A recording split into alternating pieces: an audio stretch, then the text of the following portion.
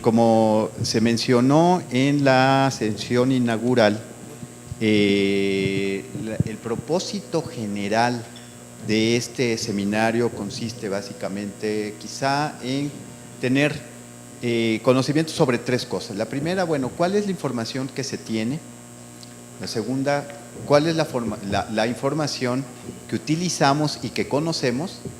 Que es distinto la información que se tiene a la información que se conoce. Porque bueno, esto no es una cosa de competencia perfecta en el cual hay un pleno conocimiento de la información que se tiene, sobre todo del INEGI. Entonces esa es una de las preocupaciones principales que tiene el INEGI, que no necesariamente se conoce todo el bagaje, toda la riqueza de su información. Y la tercera, el tercer punto sería, bueno, ¿cómo se utiliza esa información? ¿De qué manera la utilizamos? Tanto para la investigación, para la docencia, para la difusión, pero también para la toma de decisiones, que es un aspecto también fundamental. Y bueno, entonces, a propósito de este gran tema o de esta cosa que le concierne al INEGI, por un lado, y que le concierne también al Centro de Estudios Demográficos, Urbanos y Ambientales, por otro lado, entonces, el tema se vio, bueno, a partir del tema de población o de la relación entre población y medio ambiente, vamos a estar viendo estas preguntas o vamos a estar analizando estas preguntas. Por lo tanto, el objetivo de esta mesa 1, que se llama Implicaciones Ambientales de la Distribución Territorial de la Población, va a consistir en esta sesión de la mañana en discutir sobre las principales características de la urbanización y la distribución de la población, con énfasis en México, su relación con los procesos ambientales, la información y los indicadores disponibles para analizar dicha relación y la manera en que esta relación ha sido o no considerada en las políticas públicas. Bueno, el objetivo, como se ve, es ambicioso, amplio. Yo creo que no lo vamos a cubrir todo esto, pero vamos a morder algunas cosas de estas. Ajá. Y para ello, la mecánica que les estamos proponiendo es la siguiente. Alfonso Sandoval y yo somos los coordinadores de esta mesa. Alfonso va a hacer una primera presentación para sistematizar un poco y para conducir por dónde nos vamos a ir, para ponernos en sintonía. Posteriormente oiremos las presentaciones de Patricia Romero, por un lado, y de Guillermo Aguilar, por otro, que van a hablar en torno a esta relación entre las implicaciones ambientales de la distribución territorial de la población. 15 minutos van a tener cada uno de ellos, y posteriormente, como esto se llama un seminario taller, la idea es de tener el máximo tiempo posible para los comentarios, para la discusión, para las opiniones, ¿sí? que se puedan, para los reclamos incluso que se puedan tener. Entonces, bueno, sin más preámbulo, por favor, Alfonso. Alfonso es consultor independiente, recientemente se ha jubilado del Fondo de Población de las Naciones Unidas, la Delegación de México, en el cual estuvo mucho tiempo trabajando ahí. ¿Sí? Es un gran conocedor, un demógrafo, un gran conocedor de los temas de población, de distribución territorial de la población, entre otros asuntos. Y bueno, Alfonso ahora está también, bueno, tiene una relación aquí con el Centro de Estudios Demográficos Urbanos y Ambientales como una especie de investigador asociado, que bueno, para nosotros ha sido de gran valía tu incorporación aquí para nosotros. Entonces, bueno, por favor, Alfonso, muchas gracias. Muchas gracias, Luis Jaime, por la amable presentación. Quiero aclarar que esta brevísima introducción va a ser mucho más sintética que las dos ponencias sustantivas de nuestros amigos, de Patricia y de Guillermo. Únicamente pretende poner en la mesa algunas de las consideraciones y de las inquietudes que nos surgieron a nosotros mismos al abrir de alguna manera el abordaje de este tema. Tú me dices. Por favor, ¿sí? La siguiente. Lo primero que quisiera hacer es invitarlos a que en el curso de esta sesión y de la que continúa en la tarde para esta mesa, tengamos muy presentes los planteamientos generales y las preguntas guía hechas justamente en el programa general del seminario taller. Ustedes recordarán, seguramente habrán visto el programa, el objetivo general planteado para el mismo. El objetivo general planteado en términos de dos aspectos, dos dimensiones ahí estrechamente vinculadas. Identificar las principales relaciones entre la población y el medio ambiente y qué información se requiere para el diseño, implementación y monitoreo de políticas ambientales y poblacionales. Este es obviamente el propósito general del taller y es el que trataremos de tener presente a lo largo de la sesión que ahora iniciamos y de la que tendremos después de la comida, obviamente con referencia específica a los fenómenos vinculados con la distribución territorial de la población.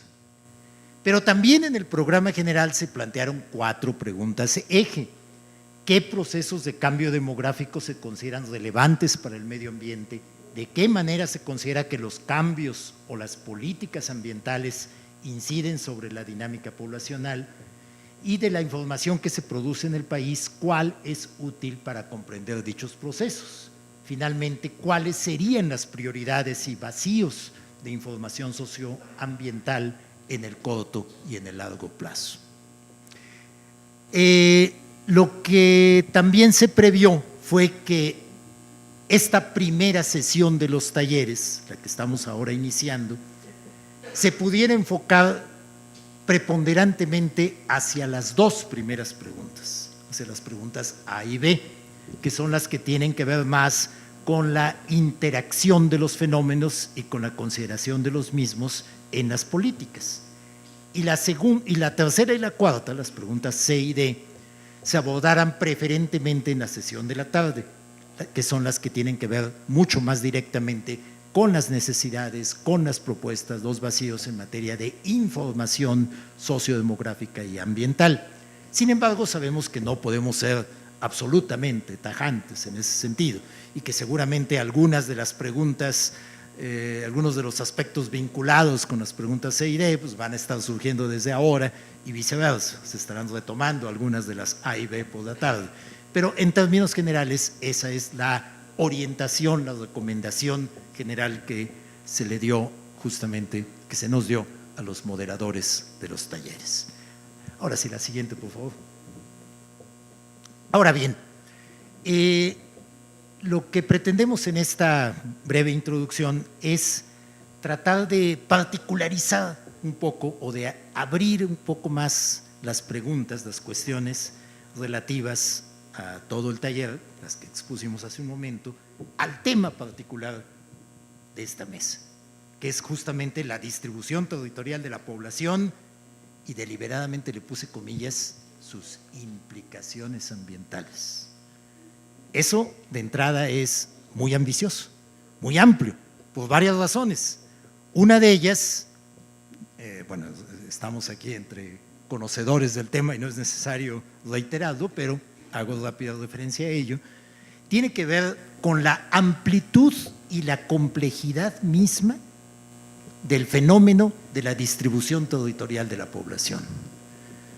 Como dirían los filósofos clásicos, en cierto sentido la distribución territorial de la población es un epifenómeno, detrás del cual hay una serie de procesos sociodemográficos, territoriales, socioeconómicos, que eventualmente generan o producen una determinada distribución territorial o espacial de la población, manifestado en todos los aspectos que ustedes conocen sobre concentración, dispersión, toda una serie de cosas.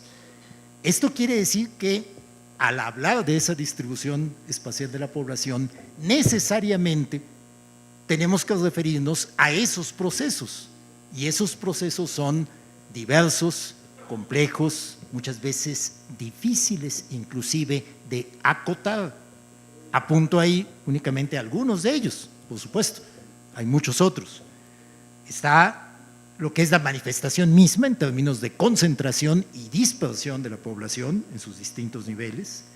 están los procesos asociados no solo a la urbanización en un sentido general, sino a procesos que recientemente están adquiriendo particular relevancia y están recibiendo mucha atención, sobre todo en el ámbito de la investigación y de las políticas públicas, como es la metropolización, o sea, el surgimiento de zonas metropolitanas, con todo lo que esto implica alrededor de ellas, incluyendo los temas de gobernabilidad y una serie de cuestiones, pero incluso cada vez se está hablando más de megalopolización, hablando de fenómenos que van más allá de las áreas metropolitanas por sí mismas y que tienen que ver con la conformación de extensos espacios predominantemente urbanos, pero que tienen ya una dimensión regional o subregional mucho más compleja. Estamos hablando de sistemas, obviamente, de ciudades, de localidades en muy distintos niveles. Estamos hablando de patrones regionales, tanto de poblamiento como de despoblamiento. Y este fenómeno del despoblamiento, bueno, a mí particularmente es uno de los que más me llama la atención porque creo que a veces se soslaya un poco la atención. Nos fijamos a veces demasiado en los fenómenos de la concentración urbana y todo lo que esto trae consigo, etcétera, etcétera, etcétera, y nos olvidamos de la contraparte de ello, la contraparte que implica el despoblamiento de crecientes áreas del territorio. Recuerdo hace 2 o 3 años una presentación muy interesante que hicieron colegas de la Universidad de Guadalajara sobre lo que está ocurriendo, por ejemplo, en la región centro-occidente del país, la llamada región tradicional de migración. Es verdaderamente impresionante. O sea, el 80% del territorio de esa región está en franco proceso de despoblamiento.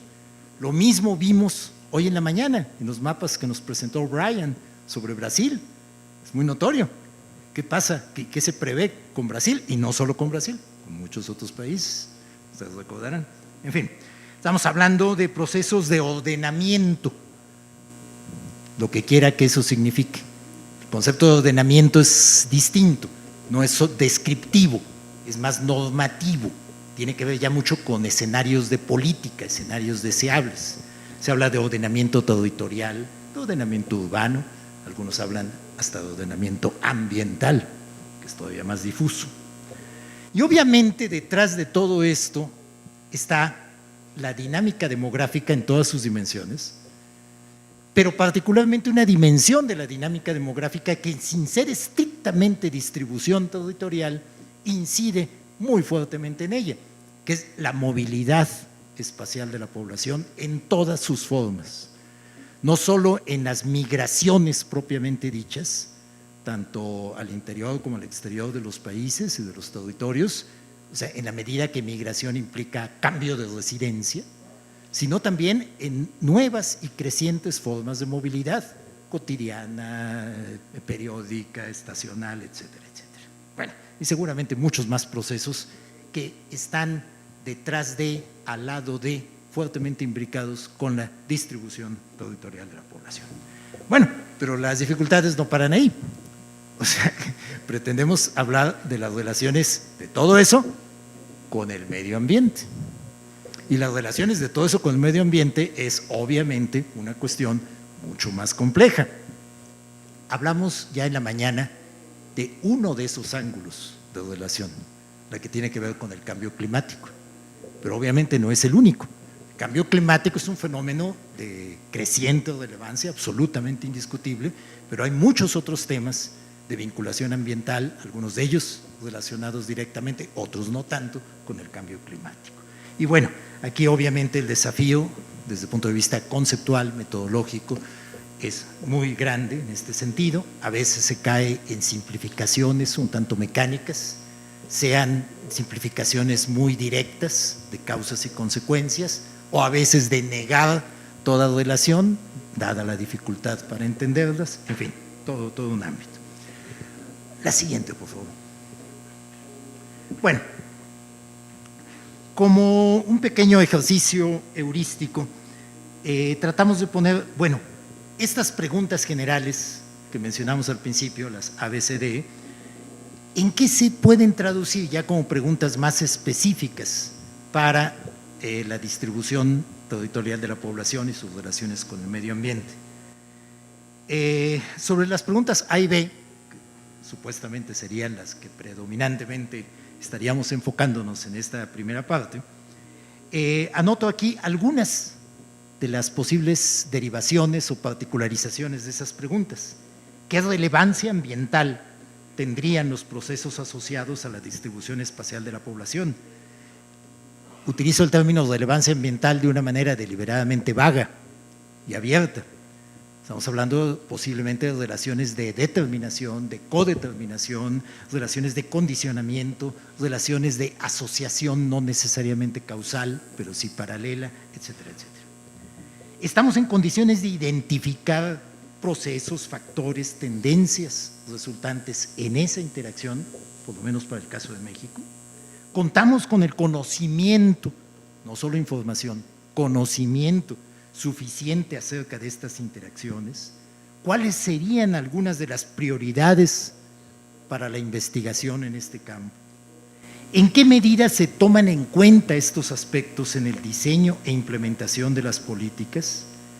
Y por políticas aquí tendríamos que hablar de ambientales, poblacionales, económicas, territoriales, etcétera. Cabría pensar también no solo en qué medida, sino cómo, si es que se toman en cuenta. ¿Cómo? ¿En qué formas? ¿En qué aspectos? Conocemos los desafíos, tanto técnicos como en el ámbito institucional, que al respecto debería enfrentar el futuro desarrollo de políticas públicas en los distintos ámbitos, y aquí me parece muy importante, surgió el tema también en la sesión plenaria, en los ámbitos nacionales, estatales, locales, en fin, seguramente hay muchas más. Y por último, aunque pretenderíamos que, la siguiente por favor, aunque pretenderíamos que las preguntas C y D tuvieran mayor énfasis en la segunda parte, me parece conveniente de una vez plantearlos como para tenerlas por ahí en cuenta, algunos de los elementos que me parecería importante destacar sobre hacia qué tipo de cuestiones más particulares nos conducen estas preguntas. Recordarán las vinculadas más con información, desarrollo de información. Sabemos qué tipo de información es necesaria para abordar las interacciones mencionadas, y al decir qué tipo de información podemos querer decir muchas cosas. Este es uno de los elementos que quisiera subrayar. A veces cuando habla uno de vacíos, de necesidades de información, dice uno, ok, hace falta información sobre ingreso per cápita de los hogares a nivel municipal, o sobre impacto hídrico del cambio climático en los niveles locales. O sea, uno tendrá fácilmente a identificar qué información hace falta, qué información habría que desarrollar. Pero la pregunta en realidad es más compleja. No solamente tenemos que pensar en qué información, sino en su naturaleza, en su naturaleza que puede ser obviamente sociodemográfica, económica, ambiental, etcétera, en el tipo de variables o de instrumentos de captación a considerar, en su temporalidad, en su grado de desagregación, tanto geográfica, social, demográfica, en su grado de complejidad, puesto que es muy diferente hablar, lo vimos ya también en la mañana, el desarrollo muy interesante que ha hecho, por ejemplo, el Instituto Nacional de Ecología, de datos básicos, de indicadores derivados, de índices complejos, que son ya otro nivel, y aquí el papel institucional que desempeñan los distintos actores es muy importante. Obviamente el INEGI tiene un papel fundamental en el desarrollo de información básica, pero ya en el desarrollo de indicadores, de índices temáticos en una serie de aspectos, el papel de otras instituciones, como puede ser el Instituto Nacional de Ecología, el Consejo Nacional de Población, etcétera, etcétera, etcétera, se vuelve también fundamental. Entonces tenemos que pensar en las interacciones del proceso en todos esos aspectos. Otra gran pregunta que seguramente deriva de ello es qué procesos y características de la misma, de la información, deben desarrollarse o fortalecerse, tanto en la identificación de necesidades, en los procesos de política pública, en su generación, evaluación y sistematización, y en el proceso de utilización de la misma para el diseño, implementación y evaluación de políticas y programas. Quiero subrayar estos tres momentos, porque son tres momentos en el desarrollo de políticas públicas que también implican diferencias importantes en el tipo de información que se requiere. Es distinta la información que se requiere en el momento del diseño, de la implementación, del seguimiento y de la evaluación de políticas y programas. Aquí al respecto únicamente cierro ya con una reflexión en el sentido de que se dice muy a menudo, se dijo varias veces ahora en la mañana, que hay mucha información y no se usa, o no se usa como debiera ser.